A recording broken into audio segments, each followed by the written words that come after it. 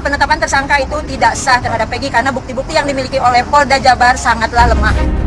Hari ini Peggy Setiawan sidang pra-peradilan dinyatakan tak bersalah, polisi buru Peggy Cianjur. Sebelum lanjut, jangan lupa untuk like, follow, subscribe, dan share, karena berbagi itu indah.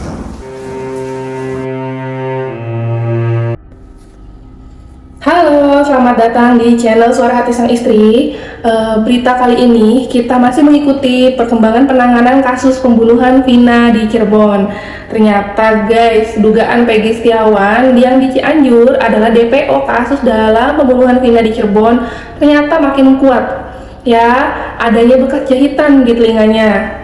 Setelah nyaris terbongkar melalui sederet penelusuran kasus Vina Cirebon yang dilakukan oleh Deddy Mulyadi dengan terbongkarnya sejumlah kejanggalan, kini giliran Widya yang kembali membuka tabir soal sosok Peggy Setiawan Cianjur yang diduga sebagai DPO asli dan disebut sebagai anak mantan Bupati Cirebon.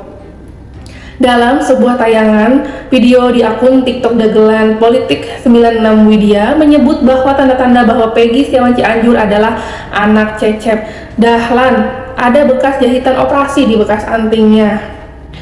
Lebih lanjut, Widya mengatakan sekarang tersangka Peggy Setiawan yang ditangkap disebut Peggy yang sebenarnya hanya dengan modal gambar atau foto, jadi tidak masuk akal. Sekarang Peggy yang ditangkap disebut sebagai pelaku yang sebenarnya hanya dengan model gambar atau foto, itu kan tidak masuk akal ya. Nah, sebelumnya sederet kejanggalan pengakuan Peggy Setiawan Cianjur, anak Cecep Dahlan juga terbongkar dalam penelusuran yang dilakukan oleh Deddy Mulyadi. Dalam tayangan kanal YouTube-nya Deddy Mulyadi atau yang biasa disapa Kang Deddy Mulyadi ini, dalam perbincangannya terungkap bahwa Peggy Setiawan Cianjur merupakan putra pertama dari pasangan Cecep dan Elis yang lahir dan besar di Cianjur. Bahkan Peggy kala itu mengaku bahwa pernah ke Cirebon, tempat di mana kedua korban tewas. Nah, sebuah kejanggalan pun terkuak oleh Kang Deddy Mulyadi meminta Peggy menunjukkan semua dokumen yang dipunyai mulai dari akta kelahiran hingga ijazah sekolah. Saat dilihat pada akta kelahiran tertulis Peggy seorang perempuan bukan laki-laki. Namun keluarga Peggy beralasan bahwa hal tersebut diklaim terjadi karena salah teknis, sementara untuk ijazah semuanya sama. Hanya saja untuk ijazah SMK Peggy belum memilikinya lantaran masih memiliki tunggakan di sekolah yang harus dilunasi. Dulu lulus tahun 2016 dari SMK Al-Hasimiyah jurusan TKJ Teknik Komputer Jaringan katanya. Dan sementara soal geng motor, Peggy mengaku baru bergabung ke Moonraker tahun 2017 karena saat itu yang berstatus pelajar dilarang untuk ikut. Ia tertarik masuk karena menganggap banyak kegiatan positif di Moonraker. Motor nggak punya karena banyak yang nggak punya motor masuk, jadi ikut bonceng sama teman.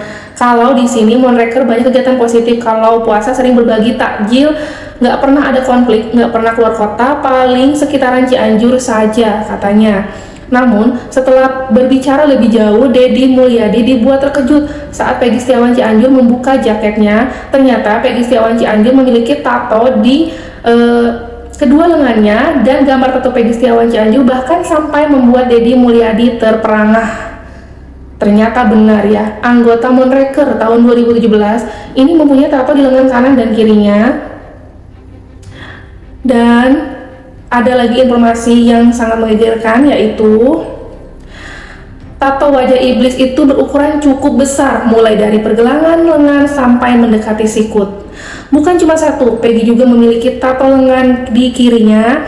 Namun Peggy tak menjelaskan gambar tato di bagian kiri tubuhnya. Begitulah informasi yang didapat dari hasil kanal YouTube-nya Kang Deddy Mulyadi yang tampaknya sedang menelusuri lebih jauh Peggy Setiawan ini, karena kecurigaan kita juga kuat ya bahwa Peggy Setiawan ini dari muka dan lainnya seperti anak yang mungkin terlihat nakal atau masuk ke geng motor yang ditakuti gitu kan, yang dan dicurigai menjadi kasus pembunuhan Vina di Cirebon ini. Sampai netizen juga beramai-ramai ya menyoroti pada saat ijazah SMK itu dibantu oleh Kang Deddy Mulyadi untuk ditebus sejumlah 3.600.000 kalau tidak salah. Di situ akhirnya Kang Deddy Mulyadi mendapatkan sidik jari yang tertera pada ijazah SMK Peggy Setiawan yang dibantu oleh Kang Deddy Mulyadi. Mudah-mudahan itu menjadi bukti, harusnya menjadi salah satu bukti ya. Apakah bisa menelusuri bahwa Peggy Setiawan ini adalah pembunuh pelaku dalam kasus pembunuhan di Cirebon. Sekian update dari channel Suara Hati Sang Istri. Kurang lebihnya mohon maaf dan terima kasih yang sudah menonton channel kami. Saya tutup. Wassalamualaikum warahmatullahi wabarakatuh.